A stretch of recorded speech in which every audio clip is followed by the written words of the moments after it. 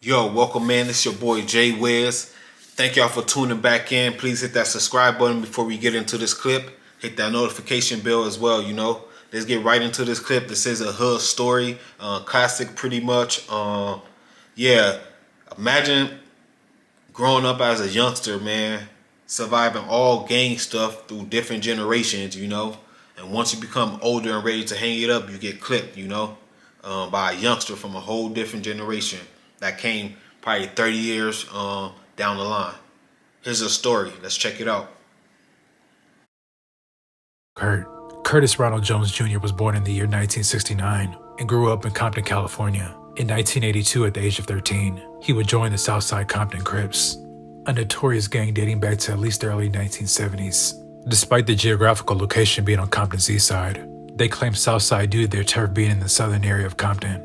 The Southside Compton Crips are divided by generations. The first generation members are original gangsters. They are followed by the original baby gangsters. The third generation of members refer to themselves as baby gangsters. This includes Orlando Baby Lane Anderson. The fourth generation are the original tiny gangsters, followed by the tiny gangsters. You know who Orlando is, who he just showed? That was the individual who had supposedly had been involved in that Tupac shooting, The most recent two generations are the original Tiny Soldiers and the Tiny Soldiers. Evil Curt was a part of the original baby gangsters, known as OBG. He was alleged to have put in major work in the 80s, building his name in the streets for his devious acts on his enemies, tapping into his dark energy, actively patrolling through enemy hoods looking for enemies to rob or shoot. He was in his prime in the late 80s and early 90s, when the violence and It's a dude in his prime, Like he said, he was turned up in his late 80s, in the late 80s, pretty much active gang member,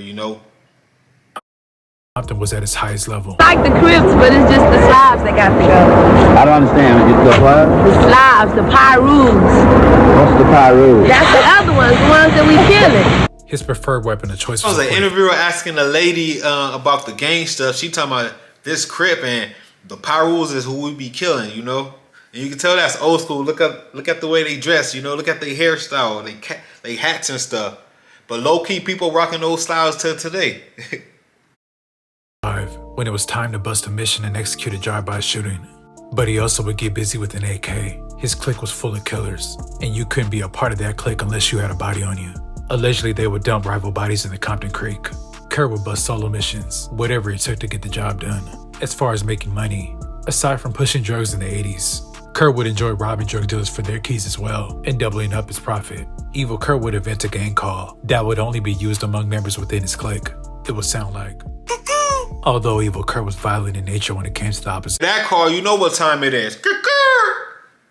That's that Curt call. Only individual in his group know that call, and pretty much only individuals and certain individuals was able to be in that group.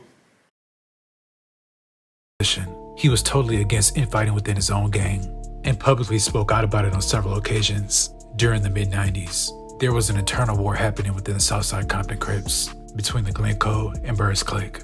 These cliques were cool up until Lee Banner and Terrence from Burris stole $10K from Rodney Fink's brother and Charles Snake Johnson, who were from the Glencoe clique. Snake and another guy from Glencoe named Damon Long came and sprayed up QVD's house. Lee Banner and his brother Lebo were killed, and Lil Al was also wounded in that shooting. When Lil Al recovered, him and Baby Lane met up with Damon Long on Glencoe and Temple, then killed him. Shortly after, a member from the Glencoe clique shot Terrence 20 times and grazed back and forth on internal beef between the hood, internal beef, And they was shooting at each other like they was rivals, You had Lane in it, Lane, like I said, was involved in that Pac shooting. He's from Southside. They also mentioned Keefy D. Keefy D was also mentioned and allegedly involved in that Pac case. I don't know if he's bailed out right now, but he's sitting in jail, I think, if I'm not mistaken, on that Tupac case right now, allegedly, being involved.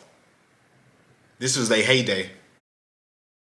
Baby Lane in the head. After Terrence miraculously survived, he turned around with Damon Long on Glencoe and Temple, then killed him. Shortly after, a member from the Glencoe clique shot Terrence 20 times and grazed Baby Lane in the head. After Terrence miraculously survived, he turned around and shot Snake.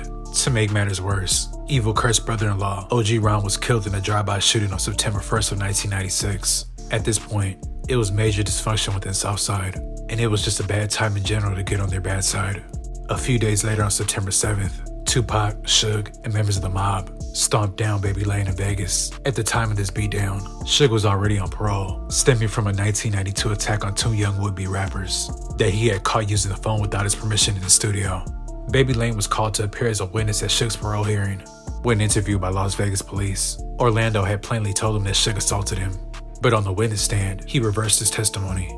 Suge allegedly paid Baby Lane $60,000 to tell the court he was not involved. There you go, Suge Knight the boogeyman, who everybody was scared of. Like I said, he was hemming, choking people out, getting people off their bad record deal.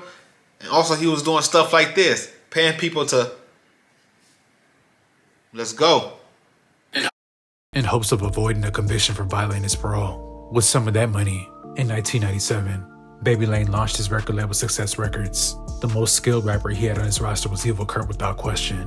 After Baby Lane was killed in a dramatic Compton gang shootout, Evil Curt was allegedly riding hard for him, and Pocket Hood was allegedly getting lit up. Baby Lane ended up getting killed shortly after, you know. He took that money that Suge Knight gave him and started a record deal, and Lil Curt was the artist from Southside that he put on, you know. Shortly after, like the individual said, Baby Lane was killed by the Pocket Hoods, or alleged by the Pocket Hoods, you know. Curt went on a rampage from there. Let's go. After Baby Lane's death, Evil Curt would drop the song Baby Gangsta Ways. This track is a dark, menacing banger where Curt raps about the murder of Baby Lane and how he's fiending for revenge. He also threw a slick diss at Tupac. In his lyrics, drinking Hennessy out the bottle, fuck Alizé. Tupac was known for rapping about Alizé in many of his songs. Fast forward to June 23rd, 2000. Curt had left the Jack in the Box and was at the red light on Rosecrans in Santa Fe. A young black kid then emerges with a gun and fires a single shot. The bullet struck Curt right in the face, and he died on the spot. The 12-year-old shooter was from the Santana Block Compton Crips. Curtis's death would escalate the beef between Southside and Santana Block, and since then it was full-on war between the two. A member from Santana Block even dropped a track mocking Curt's murder and admitting his set had involvement. Evil Curt has a son who goes by Teezy, who also raps. Evil Curt left an imprint in Compton for his tenacity. Dang, so that's Teezy dad? That's the rapper Teezy we know from Compton? That's his pops? Shout out to Teezy. I ain't know that. That was just a video of an OG named Curt, pretty much out of Compton, you know. He survived the 80s, the 90s, just to get killed in the 2000s, you know. At the end of the day, you just never know when it's your turn when you're in that street life. You think you made it already through your trials and tribulation just to end up getting clipped by a youngster, you know. It was something that ended up happening, like Omar and Kanar off The Wire. Same scenario type shit, you know. But yeah, leave a like, comment, subscribe to the channel. This is J Wiz TV, and that was his story, you know. I'm out.